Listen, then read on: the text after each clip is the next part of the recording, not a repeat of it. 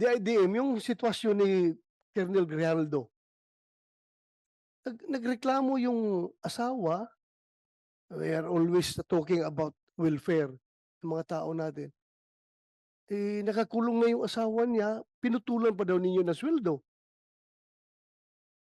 Si- Sino bang taga DP? DP. Upo ka dito. DP. Ano bang polisiya ninyo tungkol dyan? Bakit pinutulan ng sweldo si Grijaldo? Gamitin mo yung microphone. Sir, si Colonel Grijaldo, sir. Ano ka sa DP? Division Chief, sir. Ng, Uh, Policies, Plans, and Program Division. so you represent DP and the Chief PNP as far as the Grijaldo case is concerned. Am I right? Sige, sagutin mo lang yung mga tanong ko. Sige, ano yung, anong sasabi mo? Anong, Colonel Grijaldo, sir, is considered allowed, sir. Allowed pay. Automatic leave of absence without pay, sir. why? Na-contempt siya, sir, so hindi siya makapagtrabaho. And I don't know, sir, kung may order na rin siya, sir, as allowed pay. Hindi ba nyo titingnan na double whammy yan on the part of Grijaldo? Sobrang injustice na yan sa kanya. He's suffering from injustice sa pagkakulong niya ngayon for telling the truth. Dapat ang PNP, you should be proud of him for standing for what is right and for standing for the truth. Dapat i-consider yung bayani yung si Colonel Grijaldo dahil hindi siya nagpapatinag eh. Sinasabi niya katotohanan. Kahit na i-contempt niyo ako ilang beses dito, kahit na ikulong niyo ako ng ilang beses, basta yan ang katotohanan, panindigan ko yan. Dapat, he deserves your applause. Kayong PNP, tinayo niya yung bandera ng institusyon ng PNP na kami ay ganito. Hindi kami natatakot kahit sino mga congressman kayo dyan na mag-intimidate sa akin. Basta katotohanan lang ako. Bakit ginanon ninyo yung tao ninyo? Isn't it very double injustice on his part? Na wala na makain yung pamilya niya dahil pinutulan niyo ng sweldo? Hindi naman niya, he did not violate any law. To tell you frankly. Ay, i-interpret na ninyo yung batas to the detriment of your people? Ganun ba yun? You should implement, you should interpret your policies to the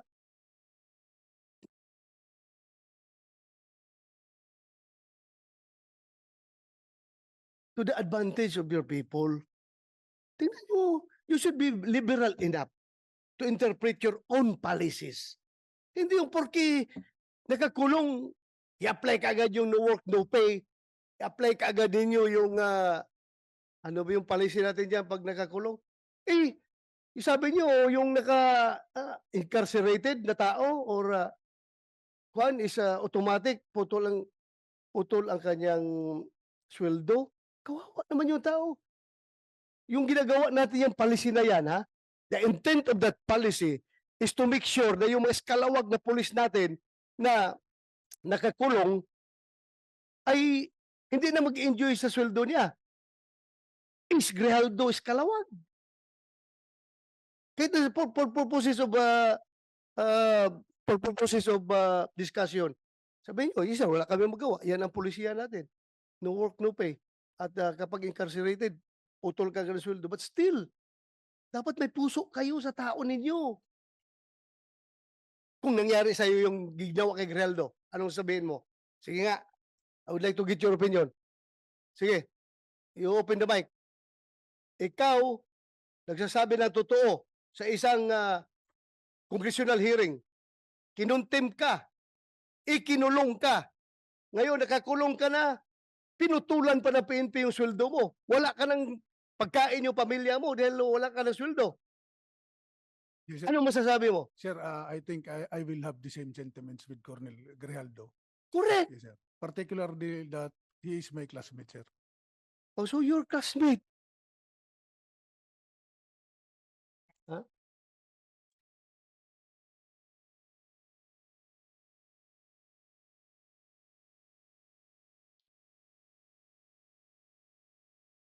Alam mo, kayo dapat dapat manindigan kayo para sa tao ninyo.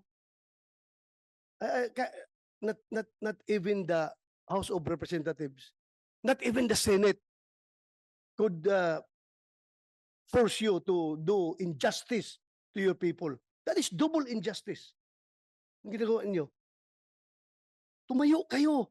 Ano lang sabihin ng mga patrolman ninyo ngayon doon sa baba? Ganito na lang among PNP, walang bayag. Kinakawawa na nga kami. Kinakawawa pa kami ng sariling ahensya namin. Napaka-heartless naman ninyo kapag ganun. So classmate mo si Grijaldo. So ano ngayon? Hindi kayo naawa.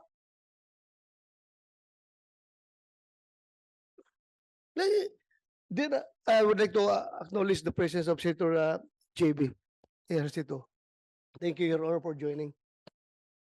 Alam mo,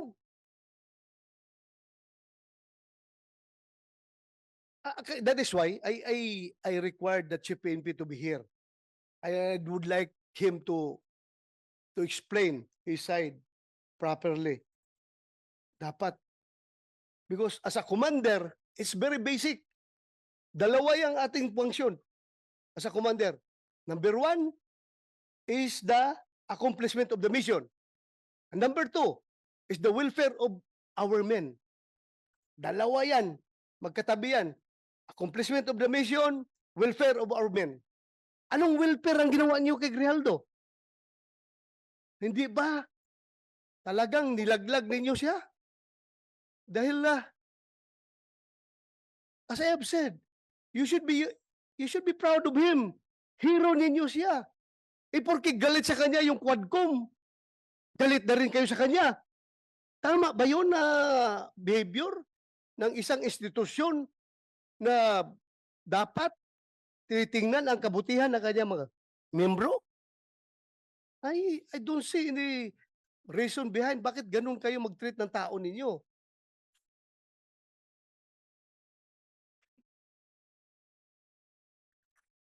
Yes. Can we get your opinion? Your Honor, with respect to the actions of the House of Representatives, unfortunately, that's beyond the jurisdiction, Your Honor, of the Internal Affairs. We don't have an active. That meron kayong control doon sa Quadcom. Wala kayong control, but you have control to your own policies sa pag-apply niyo sa tao niyo, sa polisiyan ninyo. Yes, Your Honor. To that end, Your Honor, we have not, so far as Internal Affairs Service is concerned, we have not instituted or recommended as of yet, Your Honor, any disciplinary action on arising from the proceedings in the House of Representatives, Your Honor. Please tingnan ninyo mabuti yan. It's time for you to show to the world that the Philippine National Police is indeed an institution that takes care of its own people. Huwag naman ninyong ganyanin yung tao ninyo. Ikinungulong na nga.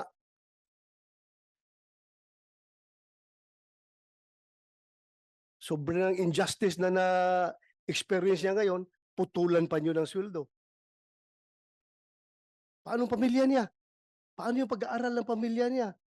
Paano yung pagkain nila pang araw-araw? Wala na siyang sweldo. Okay lang sa akin yun kung iskalawag yung tao. Kung ninja cup yung tao, go ahead. You punish him.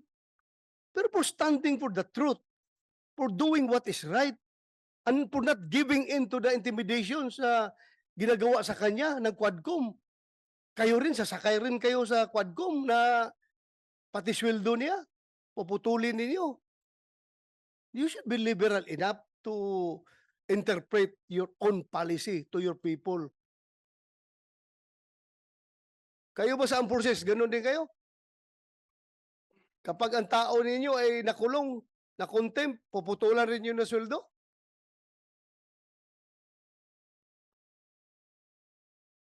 Anybody from the armed forces can speak up? General Mortelo, sir, from the Yes. AFP. In our case, sir, it's all based on the legal uh, requirements of to discipline our people. So it's all within the bounds of policies within the organization. We have yung tinatawag namin, sir, na the right of the commander to institute punishment. So meron sa the AW 105, sir. So any commander, even down to the smallest unit, can impose punishments based on the to institute discipline within the organization. So hindi basta-basta. Meaning, the commander still has the discretion. Yes, sir. Yeah. Discretion, yan ang pinaka-magic word yan. Discretion mo yan, being the commander, nakita mo yung sitwasyon ng tao mo. May discretion ka. Di ba? Yes, sir. Alam natin, paglaban natin mga tao natin. May mga tao tayo na hinaharas ng mga politiko doon sa baba. May mga tao tayo na kung ano-ano na pinagpapail na kaso. Ito, kaso talaga sa korte ha. Harassment cases dahil nga ako mismo. May mga kaso ako noon na harassment cases from politicians because hindi ako nag-give in sa kanilang kagustuhan, sa kanilang pansariling kagustuhan. Hindi ako nag-give in. Kinasuhan ako. Pero, at least ang PNP namin noon ay hindi ako pinutulan ng sweldo. May kaso nga ako eh. Pero hindi ako pinutulan ng sweldo. Dahil nakita naman ng PNP leadership na itong tao na ito nagtatrabaho lang. Nasagasaan ang politiko. Ngayon, nagalit ang politiko, rumisbak, kinasuhan. So bakit ko puputulan ng sweldo itong tao na nagtatrabaho? Sa taong matino. You have the discretion being the commander. And your discretion, using your discretion, you should consider always accomplishment of the mission and welfare of your men. Yung pagpuputol yun ng sweldo kay Grijaldo, what mission have you accomplished? Meron kayo mission na na-accomplish doon? Wala. Wala.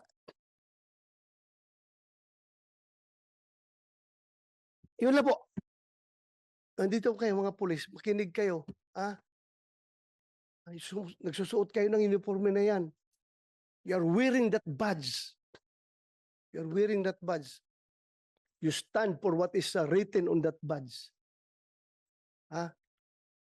Ipaglaban ninyo yan. Huwag kayong magpaitoy-itoy sa mga politiko. You know what I mean? Huwag kayong magpatuta-tuta sa mga politiko, Yung mga politiko na yan, hindi yan nagtitraining. Kayo, nagtraining kayo, yung sweat, blood, and tears ay nagsipaglabasan sa inyong katawan dahil sa training na yan. At gaganunin lang kayo.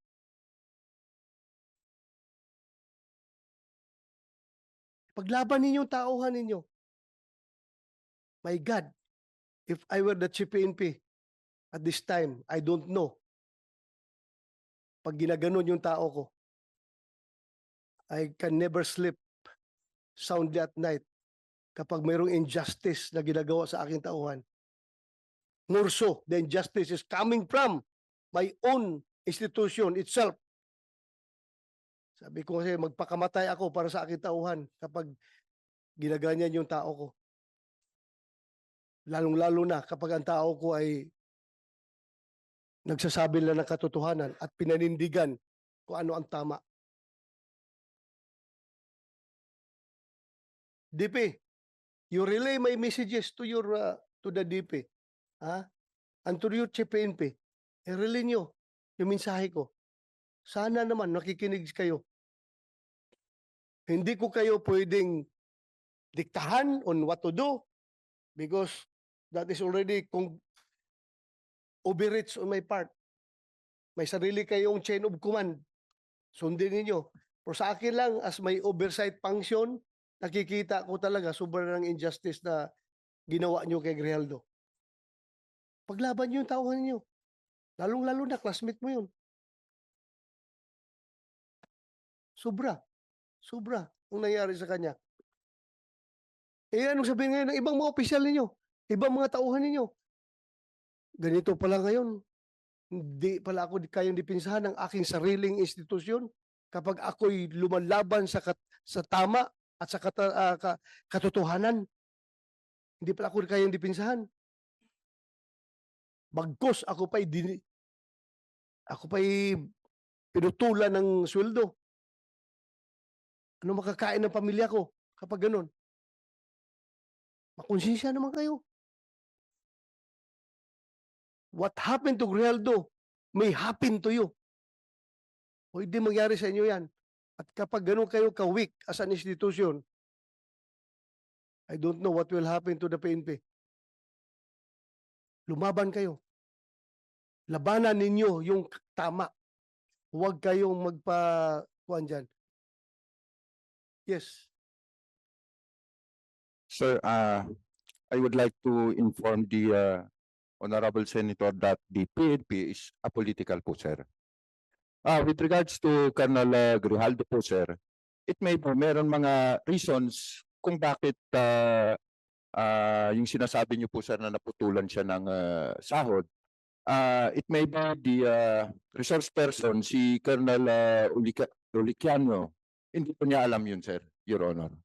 So, baka may mga reason naman po, sir.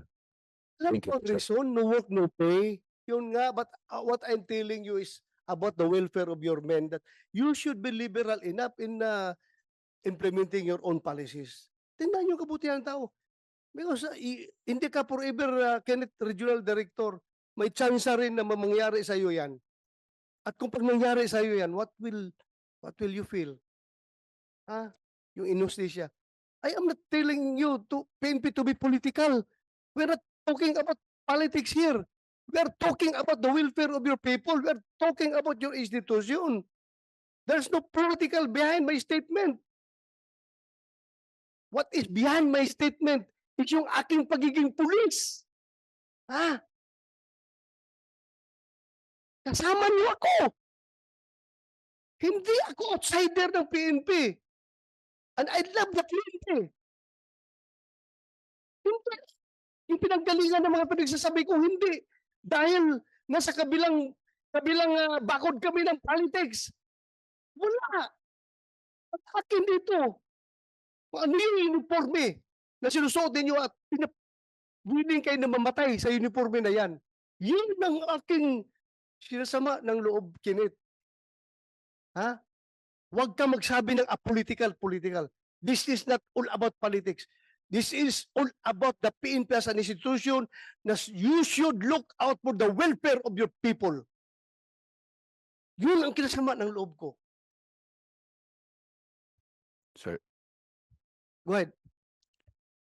Sir, kami nga po ay nagpapasalamat dahil kasama niyo po kasama namin po kayo, sir, as the former chief PNP. However, ang sinasabi ko po, sir, baka naman itong si Colonel Ulicanio, hindi niya alam yung underlying circumstances kung meron pang dahilan kung bakit po naputulan ng sahod si Colonel Grijaldo. Yun lang po, sir. Then inform us kung ano. Huwag tayong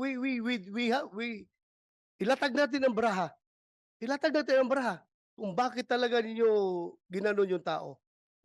Tatanungin natin. Yes, sir. Did he violate the law? Meron ba siya binayulit na batas? Yung pagka-contempt niya, kasalanan ba niya yun? Kasalanan ba niya? I'm sure all of you were watching the proceedings.